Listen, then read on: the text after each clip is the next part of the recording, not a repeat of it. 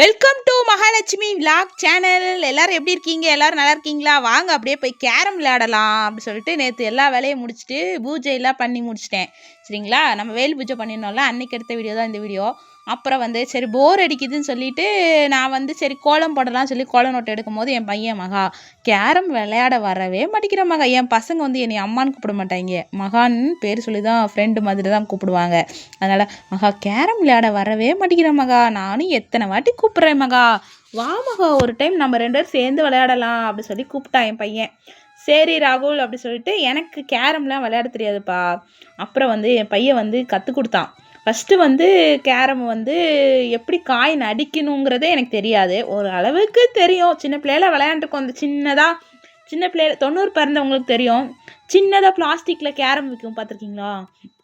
அது வாங்குறதுக்கு அவ்வளோ கஷ்டமான ஒரு எப்படி சொல்கிறது, அதெல்லாம் அப்போல்லாம் ஒரு 50 ரூபா 25 ரூபா தான் இருக்கும், பிளாஸ்டிக்கில் சதுரமாக. திருவிழாவுக்கு போனால் அந்த கேரமும் அப்புறம் குண்டு என்ன கோலி குண்டு பார்த்துருக்கீங்களா?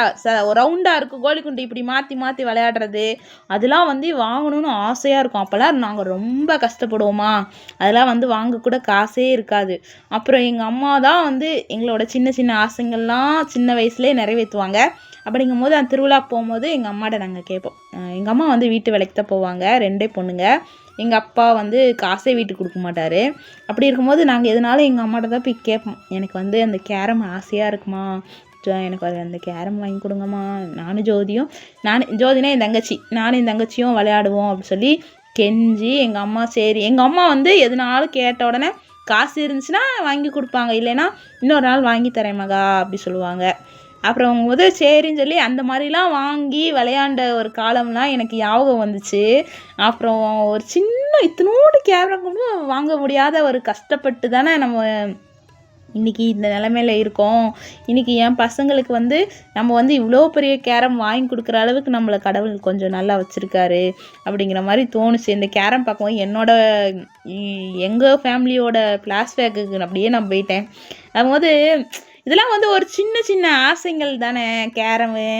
அப்புறம் அந்த கோலி குண்டு விளையாடுறது, இன்னமும் அந்த திருவிழாவில் எங்கேயாவது அந்த கோலி குண்டு இதை பார்த்தேன்னா நான் வாங்கிடுவேன்ப்பா, எனக்கு ரொம்ப பிடிக்கும். 90ல் பிறந்தவங்களுக்குலாம் தெரியும் அந்த கோலி குண்டு. கடைசி இப்படி மாற்றி மாற்றி கோலி குண்டை வைக்கணும். கடைசி யார் ஒரே ஒரு கோலி குண்டு கூட இல்லாமல் ஜெயிக்கிறாங்களோ அவங்க தான் வின்னர் அப்படிங்கிற மாதிரி அந்த கோலிகுண்டு கேம் நல்லா இருக்கும். எங்கேயாச்சும் திருவிழாவில் தான் விற்பாங்க, இங்கெல்லாம் அதெல்லாம் விற்கவே மாட்டேங்கிறாங்கப்பா. ஏதாவது பெரிய பெரிய கோயிலுங்களுக்கு போனோம்னா அவ்வளோ நாங்கள் கஷ்டப்பட்டு அந்த கேரம் வாங்கி கொடுத்து எங்கள் அம்மா கூட ஜாலியாக உட்காந்து எங்கள் அம்மா நான் என் தங்கச்சி எல்லாம் விளையாடுவோம். எங்கள் அப்பாலாம் விளையாட வர மாட்டாங்க, நாங்கள் 3 பேர் விளையாடுவோம். அப்புறம் இந்த கேரம் போர்டு ஒரு டைம் நான் என்னோட சம்பள காசில் வாங்கி கொடுத்தேன் என் பசங்களுக்கு. 1200 என்னவோ. நாங்கள் விளையாடவே மாட்டோம், வாங்கி 1 வருஷமாக அப்படியே தான் வச்சுருந்தோம். அப்புறம் இடைஞ்சலாக இருக்குன்னு ஒருத்தவங்க வீட்டில் கொடுத்து வச்சுருந்தோம், அந்த மாதிரிலாம் பண்ணியிருந்தோம். அப்புறம் இப்போ என் பசங்க பெரிய பிள்ளைங்க வளர்ந்த பிறகு கேரம்லாம் எடுத்து விளையாட ஆரம்பிச்சிருக்காங்க. வாங்குகிற பொருளை யூஸ் பண்ணணும் தானே, யூஸ் பண்ணாமல் நம்ம வச்சுருந்தோம்னா வாங்குறதே வேஸ்ட்டு அப்படிங்கிற மாதிரி தோணுச்சு. அப்புறம் எடுத்து யூஸ் பண்ண மயிலுன்னு சொல்லவும் என் பையன் இப்போல்லாம் நல்லா விளையாண்டு பழகிட்டான். அப்படியே போர் அடிக்குன்னு சொல்லி என் பையன் தான் ஜெயிச்சான். சரிங்களா? அப்படியே அடுத்தடுத்த வீடியோவில்